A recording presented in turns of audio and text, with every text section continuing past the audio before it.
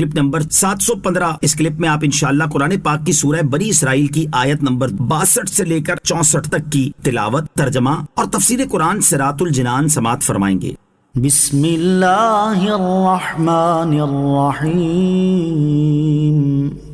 ترجمہ: اللہ کے نام سے شروع جو نہایت مہربان رحمت والا ہے۔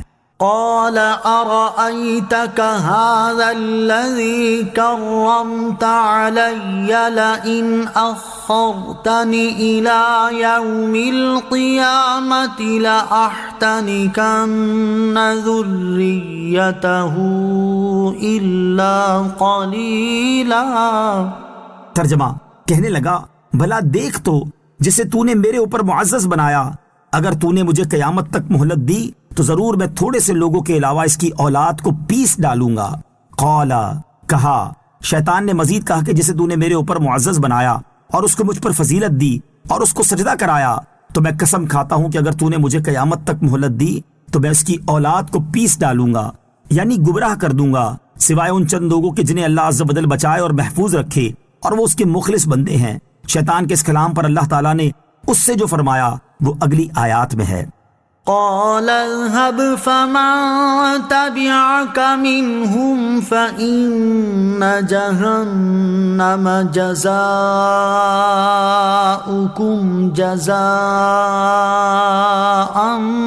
موفورا واستفزز من استطعت منهم بصوتك وأجلب عليهم بخيلك ورجلك وشاركهم في الأموال والأولاد وعدهم وما يعدهم الشيطان إلا غرورا۔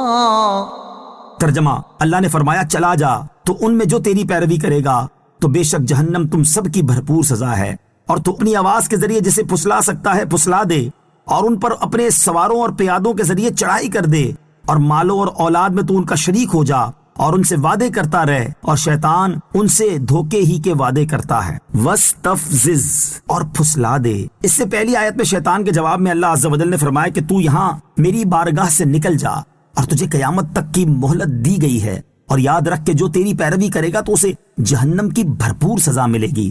اور اس آیت میں اللہ عز و جل نے مزید فرمایا کہ تو اپنی آواز کے ذریعے جسے پھسلا سکتا ہے پھسلا دے، اور ان پر اپنے سواروں اور پیادوں کے ذریعے چڑھائی کر دے، یعنی اپنے تمام مکر و فریب کے جال اور اپنے تمام لشکر ان کے خلاف استعمال کر لے، اور تجھے مہلت دی جاتی ہے کہ گناہ کروا کر ان کے مالوں اور اولاد میں تو ان کا شریک ہو جا اور ان سے جھوٹے وعدے کرتا رہے۔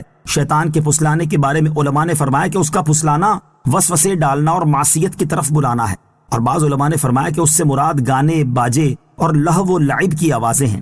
حضرت عبداللہ ابن عباس رضی اللہ تعالیٰ عنہما سے منقول ہے کہ جو آواز اللہ تعالیٰ کی مرضی کے خلاف منہ سے نکلے وہ شیطانی آواز ہے۔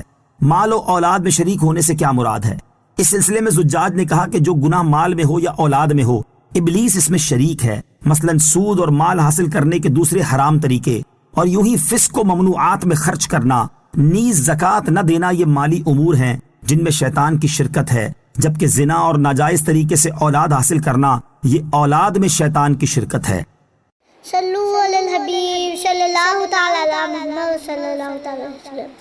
مجھے اپنی اور ساری دنیا کی لوگوں کی اصلاح کی کوشش کرنی ہے انشاءاللہ عز و جل۔